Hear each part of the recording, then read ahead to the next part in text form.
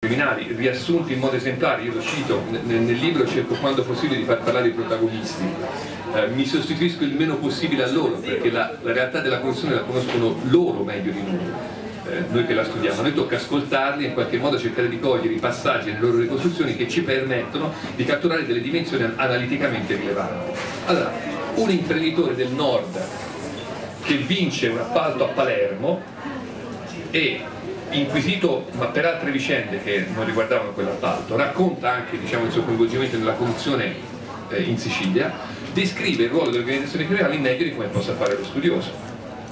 Cosa dice questo imprenditore? Gli viene chiesto: mi scusi, lei era il primo appalto che vinceva in Sicilia, paga le tangenti di spettanza ai funzionari, ai partiti politici, naturalmente in quel caso anche all'organizzazione criminale, che si prende una sua quota in cambio di questa sua funzione di regolazione del mercato degli appalti, del mercato pubblico.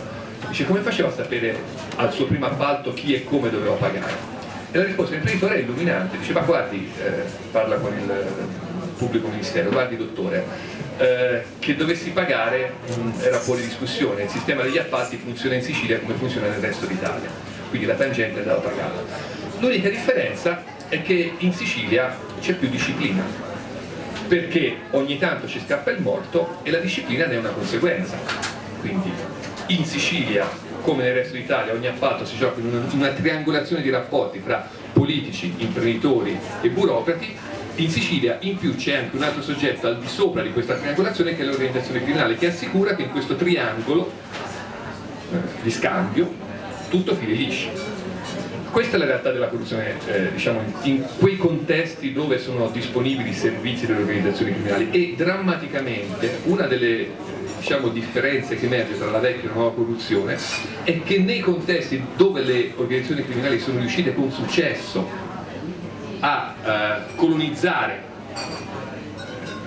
realtà territoriali distanti, perfetto, anche al centro-nord, in alcuni casi si osserva analogamente questa funzione di garante dell'ordinato funzionamento dei rapporti di scambio con le amministrazioni pubbliche, con i politici, con i funzionari. Si fanno garanti dei cartelli, quindi offrono questo tipo di servizi che li rende in qualche modo desiderabili, interlocutori desiderati delle amministrazioni locali, e questo appunto in qualche modo va a coprire una domanda inevasa di protezione. Ripeto, non ci sono più i partiti di una volta in grado di garantire questo tipo di meccanismi, e allora se c'è l'organizzazione criminale ben venga. Ancora peggio quando poi entra in gioco un ulteriore meccanismo di scambio, che è quello che chiama in causa la capacità delle organizzazioni criminali anche di raccogliere consenso, e allora si pagano i voti. L'ultima vicenda emersa riguardava un consigliere regionale della Lombardia, non della regione Calabria. Mi sono stati dati altri 3 minuti, a questo punto immagino già 2 per concludere. Chiudo dicendo che cosa? Dicendo che si sente spesso parlare di questo tema, i costi della corruzione, quanto ci costa la corruzione, si sparano delle cifre immaginitiche, 60 miliardi di euro l'anno. Ora, io vorrei dire 2 cose, anche, diciamo, visto che un'occasione come questa forse anche può essere utile per accrescere un po' di attenzione e di tensione morale su questi temi. Prima cosa, per capire la logica della corruzione, più che preoccuparci di quanto ci costa, i costi della corruzione, secondo me una chiave di lettura utile potrebbe essere quella di studiare i profitti della corruzione, chi e quanto ci guadagna. E allora entrano in gioco, credo in modo evidente, tutte le cose che dicevi prima, cioè il fatto che queste reti della corruzione sistemica sono reti tendenzialmente chiuse, perché i soggetti che vi sono dentro hanno molto da guadagnare, moltissimo da guadagnare. La Corte dei Conti stima che mediamente, come farci i calcoli non è ben chiaro, però mediamente l'appalto inquinato dalla corruzione costa il 40% in più rispetto all'appalto non corrotto. A me viene il sospetto che su alcuni versanti, e in particolare, visto che anche questo veniva citato prima, quando entrano in gioco le grandi opere, le grandissime opere incredibili, che non hanno termini di paragone, quindi sulle quali è anche più difficile fare un riscontro diretto. Io faccio un esempio assurdo, che so, un ponte a campata unica lungo chilometri, che in un'area ad alto rischio sismico, cosa fantascienza, no? Opere di quel tipo, chiaramente sono il terreno ideale per la corruzione, perché in qualche modo manca qualsiasi termine di paragone per poter valutare la congruità dei costi. Non solo, nella grande opera o nell'opera inutile c'è un ulteriore elemento, L'inutilità dell'opera è un fattore facilitante della corruzione, perché se un'opera è veramente inutile viene meno quell'attenzione, quel controllo che c'è invece quando si deve costruire in fretta l'ospedale perché serve. Quindi tutti questi meccanismi fanno sì che si perda ogni tipo di controllo e la limitazione del costo, 40%, stimato dalla Corte dei Conti, in alcuni casi diventi molto superiore. Gli studi di Mancicconi mostrano chiaramente che ad esempio le nostre linee ad alta velocità sono costate circa il 600%, non il 60%, il 600% in più per costo al chilometro dell'equivalente costo della linea ad alta velocità in Spagna, Francia e Giappone. Giappone che ha anche caratteristiche molto simili, geografiche molto simili, che anche lì c'è bisogno di ponti, di gallerie. E quindi è evidente che quanto più lievita chiaramente il costo, tanto maggiore, qui ci sono gli interessi convergenti, voi dei corrotti e dei corruttori, tanto maggiore è la quota che ci si può ritagliare come rendita per gli imprenditori che non a caso non denunciano mai la corruzione e in molti casi anzi la denuncia parte quando vengono esclusi dalle reti della corruzione, in delle poche occasioni in cui c'è l'interesse in qualche modo a denunciare e naturalmente siccome la regola vuole, la buona regola, il galateo della corruzione, come lo chiamò una volta Mario Chiesa, vuole che il politico venga, o il funzionario venga retribuito in percentuale rispetto a quanto l'imprenditore incassa, è evidente che l'interesse a far lievitare il più possibile il costo dell'opera è convergente. Quindi, vedete, il costo della corruzione si rovescia nel profitto della corruzione. Allora, l'ultima notazione, per chiudere veramente, scusa, ho sicuramente sforato 3 minuti, quella valutazione di 60 miliardi di euro fatta non si capisce, anzi si capisce, si sa come, e è bene che non vi spieghi come, perché sennò capirete che è una merita stupidaggine, in realtà è una valutazione che per quanto ci dia forse un'idea dell'ordine di grandezza del costo della corruzione, è evidente, in Italia ogni anno si appaltano circa 100 miliardi in controvalore, se l'extra costo della corruzione è circa il 40%, di 100 miliardi ci si arriva vicini. Non tutti gli appalti saranno inquinati dalla corruzione, ma quello che giudicare dalle testimonianze di alcuni imprenditori, sulla base di quello che emerge, una buona percentuale sì, quindi l'ordine di grandezza è qualche decina di miliardi di euro. Il problema è che questa dimensione di costo monetario non è forse che la punta dell'iceberg, in realtà i costi più preoccupanti della corruzione non sono esprimibili in termini monetari. Questo è il dramma di un paese in cui la corruzione si è fatta sistema. Cioè, per così dire, non ce la caveremo così a buon mercato con i 60 miliardi di euro l'anno, circa per finanziare quelle pesanti, per intenderci. I costi della corruzione scendono molto più in profondità. Io qui mi limito a fare un elenco, e poi chiudo veramente, scusate. La distruzione della fiducia dei cittadini nei confronti dei propri amministratori, dei propri politici, quindi un inquinamento profondo del tessuto democratico di un paese. Cittadini che non si fidano delle proprie istituzioni naturalmente sono cittadini che poi disertano il voto o diventano anch'essi parte di queste reti, cioè il voto se lo fanno comprare.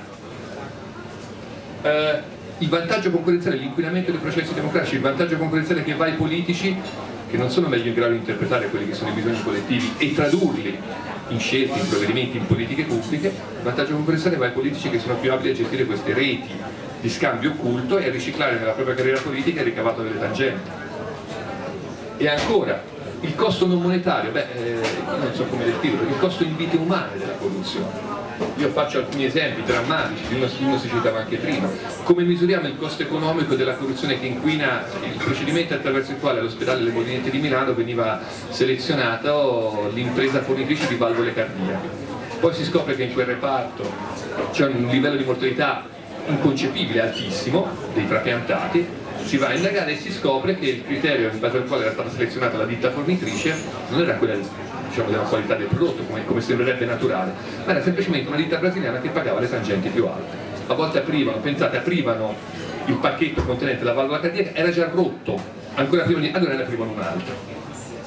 Questa era la come misuriamo il costo della corruzione in termini di vite umane? Perché chiaramente degradando ogni tipo di controllo pubblico, il controllo che si fa sulla qualità degli edifici, il controllo sul livello di abusivismo, tutti questi controlli sono inquinati dalla corruzione. Se c'è una possibilità di evadere, di eludere le sanzioni previste, semplicemente allungando una tangente, è evidente che nell'interesse del soggetto utilizzare questo canale alternativo.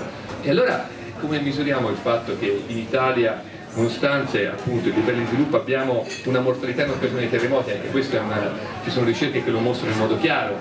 La correlazione diretta tra la mortalità in occasione degli eventi sismici e i livelli di corruzione di un paese. L'Italia ha un livello anomalo, altissimo di mortalità rispetto al proprio livello di sviluppo che dovremmo invece garantire. Ecco, questi costi come li misuriamo? Semplicemente non c'è una risposta, non abbiamo criteri per definire quella che è come dire, il grado di inquinamento che la corruzione produce su tutti questi profili. E per questa ragione io credo che sia opportuno, lo accennavi da ultimo e con questo veramente chiudo, recuperare quella dimensione di partecipazione e di coinvolgimento dei cittadini in un tema che è stato a lungo rimosso dalla nostra agenda politica, recuperato soltanto nel momento in cui c'era da in qualche modo lamentare un tentativo da parte della magistratura di entrare in sfera di legittimazione politica che non le competevano. Si parlava di corruzione per quello, cioè il fatto che ci fosse la corruzione, che ci fosse in realtà un'evidenza di corruzione diffusa non era all'ordine del giorno. Ecco, la mia paura, la mia preoccupazione, avendo vissuto da studioso anche le vicende di Mani Pulite, è che passata l'onda di indignazione effimera, inevitabilmente effimera, che fa seguito ad uno scandalo, di nuovo il tema scompaia dall'agenda politica, dall'agenda pubblica, e naturalmente il fatto che passi inosservata è la condizione migliore per il suo sviluppo sotterraneo. C'è una campagna di Libera, di Gruppo Bere, c'è questo braccialettino qua, 100 giorni, si chiama Riparte il futuro, è il tentativo di rilanciare un coinvolgimento pubblico su questi temi. Ci sono già state 170 firme da parte dei cittadini perché il Parlamento, nel quale siedono 270 parlamentari tra deputati e senatori che indossano questo braccialetto, perché hanno preso un impegno pubblico nei primi 100 giorni di questa legislatura di rafforzare la normativa anticorruzione. Ecco, questo tentativo quindi di reintrodurre, rafforzare i circuiti di controllo e di responsabilità democratica, ecco, questo è il senso della campagna, cioè riattivare una partecipazione e una mobilitazione dal basso su questi temi. Quella campagna è un esempio, io spero che anche a livello locale iniziative di questo tipo si moltiplichino. E mi fermo qua, scusate.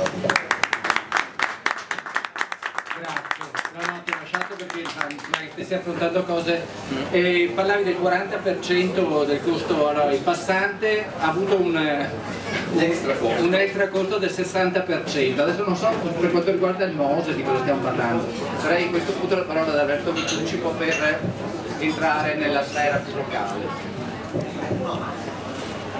Buonasera. Beh, rispondo subito alla domanda. Allora, il Mose non è detto che parliamo di Mose, parliamo di corruzione, questa è la mia premessa. Però, voglio dire, come costi, diciamo come lievitazione dei costi, il Mose che costava 1,5 miliardi oggi costa 5 miliardi e 8. Quindi diciamo c'è stata una lievitazione abbastanza cospicua. Mi riallaccio al discorso che faceva il mio quasi omonimo autore, Alberto Vannucci, mi chiamo Alberto Vitucci, sul fatto che la corruzione non è poi questa cosa che noi ci immaginiamo appunto con il lestofante, l'impermeabile che viaggia con la mazzetta sotto, poi se la scambiano in bar. Oddio, succede ancora, è successo pure qui, la famosa mazzetta scambiata al bar. Ma in realtà la corruzione è un problema, non è solo quel problema lì. La corruzione è un problema quando ci accorgiamo che l'Italia è un paese corrotto soltanto quando arriva l'inchiesta della magistratura. E succede purtroppo spesso, troppo spesso. Allora, Mani Pulite, fino a un giorno prima dell'arresto del Mariuolo, nessuno sapeva nulla. Hanno arrestato Pier Giorgio Baita, che è il presidente plenipotenziario factotum di tutte le grandi opere che sono state fatte nel Veneto e a Venezia e anche in altre parti d'Italia. Hanno arrestato Baita, adesso Baita non lo conosce più nessuno, sì, beh, ha sbagliato, ha fatto le fatture false, cioè è una cosa un po' preoccupante, nel senso che oltre alla corruzione in senso letterale esiste una corruzione diffusa, una corruzione tollerata, una corruzione non vista. Faccio un esempio banale che succede nel mio mestiere. Quando un giornalista si trova di fronte a dover scrivere un fatto, lo può fare, come lo dovrebbe fare, elencando tutti i fatti che ci stanno attorno, no? Cioè, ricostruendo un po' la rete e la verità dei fatti, si dice, no? proprio nella legge istitutiva del nostro ordine, noi dobbiamo rispettare la verità dei fatti. Cosa può succedere? Che questa verità dei fatti viene filtrata, cioè, è chiaro che è difficile per tutti essere sul luogo dove succedono le vicende, no? Se io scrivo da Venezia, l'appalto, la grande opera si fa a Trieste, non so, mi devo in qualche modo fidare delle mie fonti. E qui sta il problema. Allora, la corruzione non è soltanto pagare qualcuno perché faccia qualcosa, perché faccia il vantaggio dell'impresa, no? Questo è il sistema classico. Corruzione è qualcosa di più, è creare un humus per cui, ad esempio, l'opera deve essere ritenuta necessaria anche se non è necessaria, anzi, come sanno bene gli amici di Legambiente, in qualche caso è dannosa, cioè non risolve il problema ma ne crea di altri. Però se il martellamento, no, dei media, dei funzionari, dei politici produce questo convincimento che l'opera bisogna farla, e questo è il primo passo per la corruzione. Cioè, non dico perché siano tutti corrotti, ma per creare un humus favorevole. Secondo passo qual è? I finanziamenti. Chiaro che l'opera ha bisogno di finanziamenti e quindi il grande movimento di denaro che sta dietro le opere piccole e soprattutto grandi, come diceva Falcone, che citano molti a sproposito, ma in questo caso credo che la citazione sia giusta: seguendo il filo del denaro si arriva sempre da qualche parte dove è stato commesso qualcosa che non va bene, no? E quindi il terzo punto che favorisce moltissimo, che cos'è? Le norme, perché è vero che bisogna fare delle norme anticorruzione, no? Niente di più facile, oddio, anche se gli ultimi governi in realtà hanno tolto i vincoli, per esempio, a dire che il falso in bilancio è un reato, non è più un reato, e va bene. Quindi occorrono le norme anticorruzione, ma occorrono anche le norme, cioè tutti questi sistemi che sono stati escogitati per far prima, per far presto, no? Perché i lacci, i lacciuoli della burocrazia, i controlli non ci fanno la... È vero nell'80% dei casi, cioè che il piccolo imprenditore per lavorare viene sottoposto a una serie di controlli asfissianti che tante volte lo soffocano, no? Cioè deve ancora cominciare il lavoro e già non ce la fa. Non è vero, non è assolutamente vero per quello che riguarda invece le grandi opere in molti casi. Grandi opere che non significa soltanto la diga, il Mose e tutte le cose che sappiamo, ma anche sono interventi straordinari. Ricordatevi che ad esempio tutti i progetti che sono stati fatti sul Lido, peraltro non ancora decollati, sono stati affidati a un commissario straordinario che, persona onesta, lo dico e lo sottolineo, però faceva parte di quell'ufficio della protezione civile di cui poi sono stati arrestati 4 su 5, no? Allora, poteri straordinari, questo è il terzo punto. Se tu dai poteri straordinari a un commissario che non deve più rispettare le norme urbanistiche perché sono burocrazia, sono fastidio, no? Che non deve più rispettare i vari passaggi, dai un potere enorme non solo alla persona ma a questo sistema. E qui quindi arrivano le conferenze di servizio che erano all'inizio una cosa buona, cioè dovevano ridurre i tempi delle autorizzazioni. Adesso si stanno trasformando in una scorciatoia. Allora lì, in culpa, si vota a maggioranza, cioè, magari la sovrintendenza dice di no, il Ministero dell'Ambiente dice di no, ma conta uno, come conta uno il funzionario del Magistrato alle Acque, il funzionario del Genio Civile, il voto dei Vigili del Fuoco o dell'ASL, con tutto il rispetto vale come quello della sovrintendenza sul fatto di costruire un edificio in un dato modo oppure no. E quindi il terzo punto, i sistemi peraltro assolutamente legali, legittimi, qui non siamo fuori dalla legge, qui siamo assolutamente dentro la legalità, quindi decidere come si fa l'opera e poi qual è il corollario, ovviamente mettere funzionari, nominare funzionari, non diciamo corrotti, non possiamo dirlo, però diciamo fedeli, no? Nel senso che se questo progetto va all'esame di un dato ufficio è meglio che vada in un altro ufficio, e quindi il meccanismo praticamente si alimenta da sé. Perché? Perché l'opera va avanti più velocemente del normale, no? Riceve dei pareri che tante volte magari sono negativi ma vengono superati dalla politica. Vi ricordo ad esempio che con il Mose, ma soprattutto, ma non solo, pareri tecnici contrari sono stati buttati nel cestino. Il MOSE aveva la valutazione di impatto ambientale negativa, il MOSE aveva delle considerazioni che dicevano che insomma, non era pronto per passare alla fase esecutiva.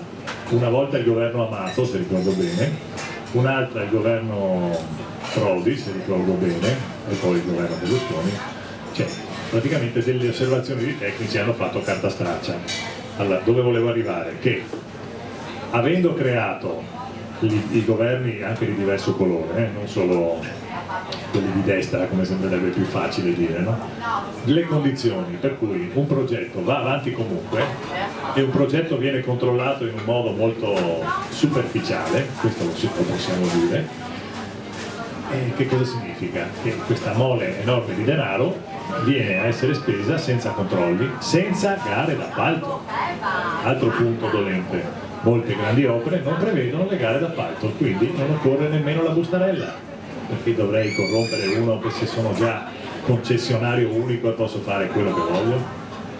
Allora, tutti questi sistemi che erano stati creati per sveltire i lavori, le concessioni uniche, le conferenze dei servizi, vanno assolutamente rivisti insieme alle norme sulla corruzione, perché altrimenti ci troveremo di fronte al fatto che non occorre nemmeno più corrompere, perché la maggior parte, diciamo, di chi gira intorno all'opera, che poi sono sempre le stesse imprese come abbiamo visto nel Veneto negli ultimi anni, non ha nemmeno bisogno né di fare le gare d'appalto né di corrompere. Quindi i controlli vanno ripristinati, ma soprattutto va ripristinato il controllo civile, il controllo che dovrebbero fare i cittadini, le associazioni meritorie come ci sono adesso, Libera, eccetera, eccetera, i giornalisti, che non sempre lo fanno perché può costare fatica, non è necessario che un giornalista sia corrotto, no? Per scrivere quella che non è la verità dei fatti, basta che si attenga alla versione ufficiale. È chiaro che un'azienda che ha 3 miliardi di euro da spendere avrà un ufficio stampa e un ufficio legale molto ma molto efficienti e asfissianti, cioè, vi assicuro che quando ti chiamano tutti questi cercano di convincerti. È un sistema mafioso? Abbastanza, diciamo abbastanza, cioè, non è il sistema mafioso di cui parlavamo l'altro ieri qui a Mestre con il mio collega che ha scritto il libro sull''ndrangheta, perché ovviamente lì la scala, diciamo, è diversa, no? La scala degli avvertimenti, però insomma diciamo che se uno si fa gli affari suoi vive più tranquillo, no? È brutto dirlo, ma la verità dei fatti bisogna andarsela a cercare. Allora questo deve essere la vera svolta anticorruzione, deve essere questa. Non bisogna credere alla befana. Allora, se l'opera è buona, è bella, costa poco, bisogna farla. E chi si oppone è uno sfascista, no? E arrivano le troupe da tutto il mondo, magari con un pernottamento pagato per vedere quanto è bella Madama la Marchesa.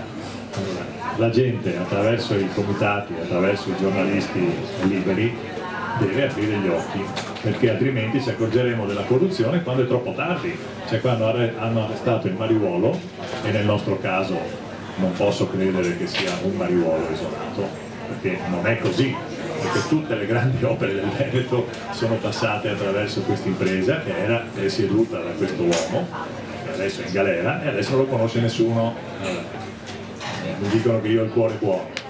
Voglio dire, io non mi metto a infierire adesso una persona che è in galera, voglio sapere però, cioè, qual era la rete, visto che di queste cose scriviamo da 20 anni, qual era la rete? Non c'era nessun politico che voleva a tutti i costi un'opera, nessun politico che spingeva perché venisse data a loro. Ricordatevi che le gare d'appalto nelle grandi opere sono praticamente inesistenti. Oggi si usa il project financing, che anche fa molto figo, diciamo, no? Pronunciarlo all'inglese. Che cosa significa project financing? Lo Stato e i comuni non hanno più una lira, quindi in cambio di 2 lire sono disposti a tutto, cioè a far costruire l'ospedale in cambio dei servizi garantiti per i prossimi 50 anni, a far costruire una roba che non serve in cambio dell'utile che avrà poi chi lo costruisce.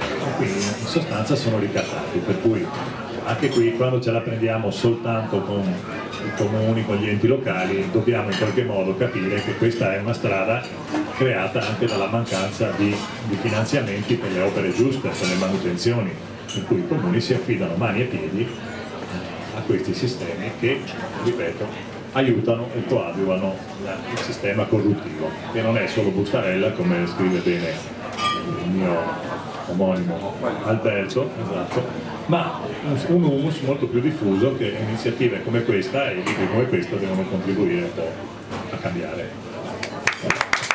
Grazie mille. Sì, ridico per chi è arrivato ora di questo libricino Nel nome di Venezia. È casuale, È casuale, sì. Ne ho comprato 20 copie dal mio editore. Ecco. Adesso volevo dare la parola appunto a Lorenzo Segato per riprendere un po' i ragionamenti. Sottolineo che RISC ha fatto dei lavori molto approfonditi anche sulla gestione delle frodi nel campo delle energie rinnovabili, della green economy, della logistica, con particolare attenzione al Veneto, quindi probabilmente ha del materiale da proporci rispetto ai temi